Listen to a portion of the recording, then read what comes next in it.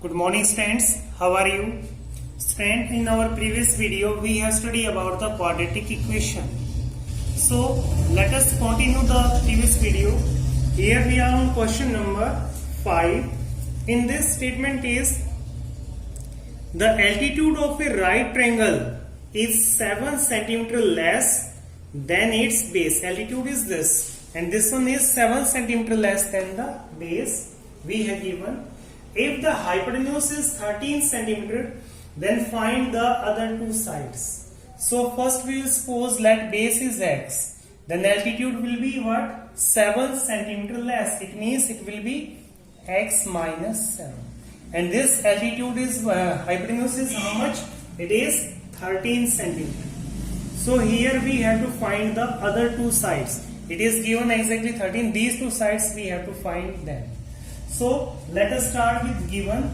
So we will suppose let base is equal to x centimeter.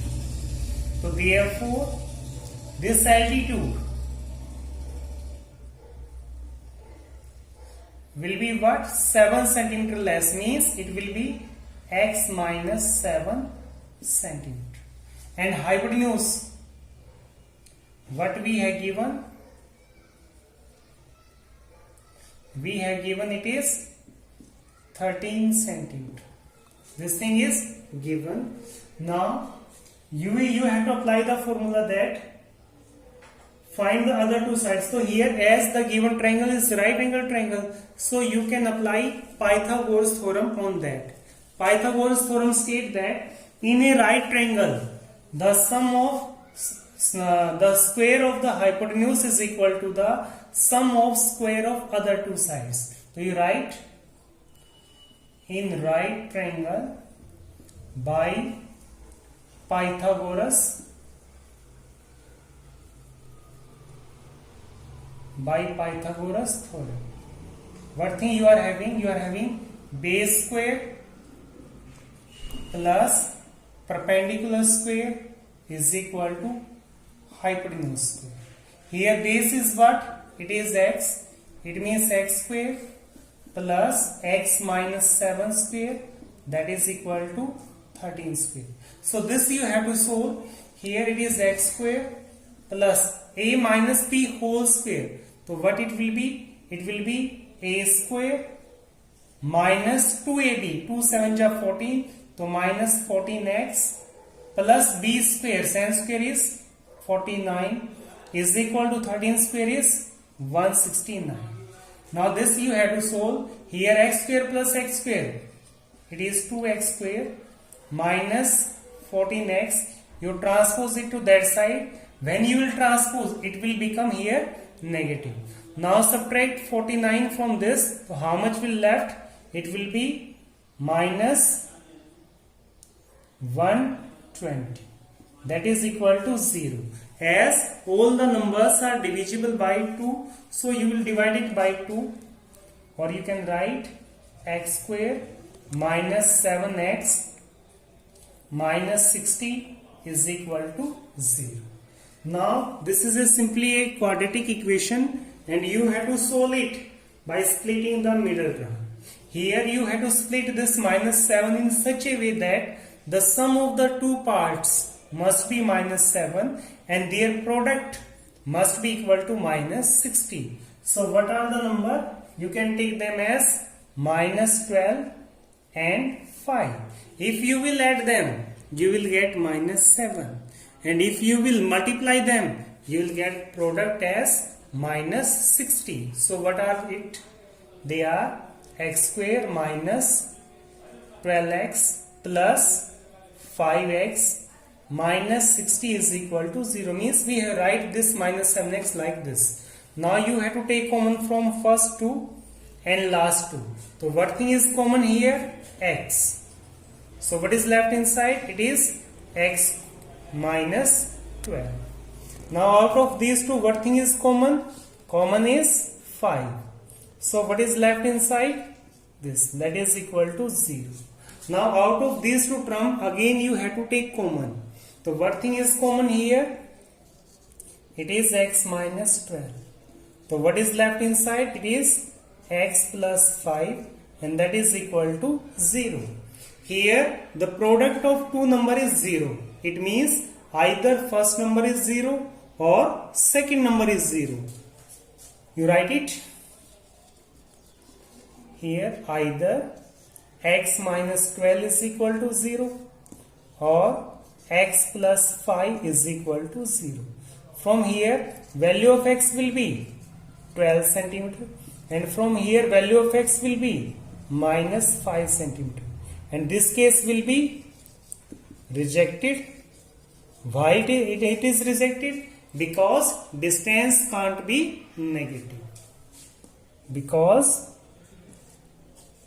distance can't be negative. That's why we have rejected. Here x is equal to 12. So therefore base is equal to 12 centimeter and altitude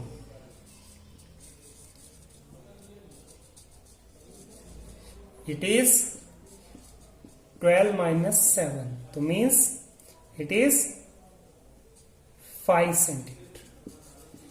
So this is question number 5, and question number 6 is also same, exactly on the same steps. So that you have to try it yourself.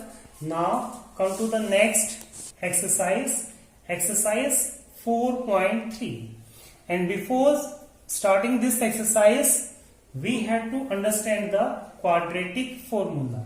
So what is a quadratic formula? Let us understand it from here. We learn it under the heading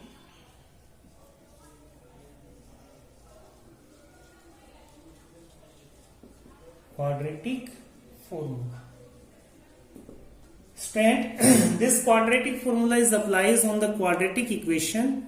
Here suppose you are having a quadratic equation ax square plus bx plus c is equal to 0, where a is not equal to 0 and a, b, c, these are what? Real number coefficient. Suppose this quadratic equation we are having, and if we want to find the roots of this equation, then for that we can apply the formula, quadratic formula. So how we will apply this? There are two steps. In first step you have to find the discriminant.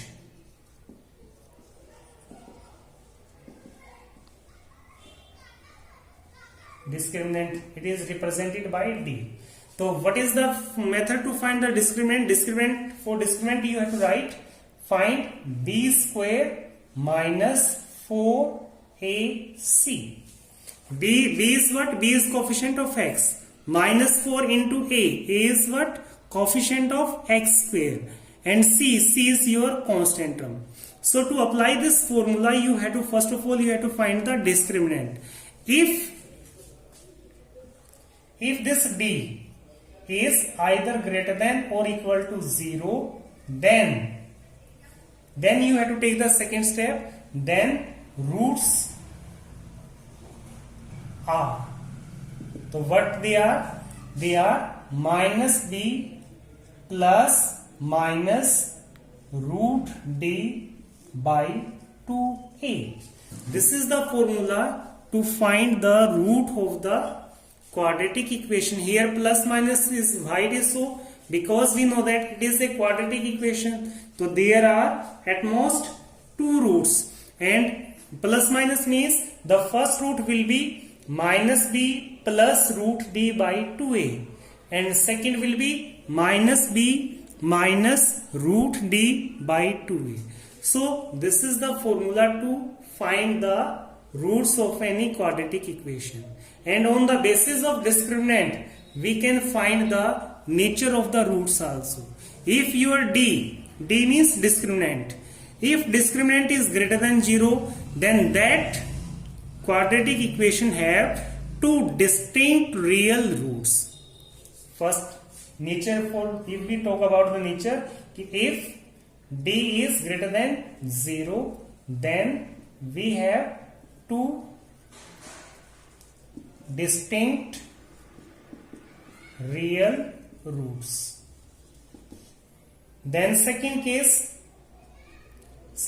we are having if d is equal to 0, then we have two equal real roots. And third case we are having if d is less than 0, then no real roots. So on the basis of this discriminant, we can define the nature of the roots also. So this is for the day. Thank you.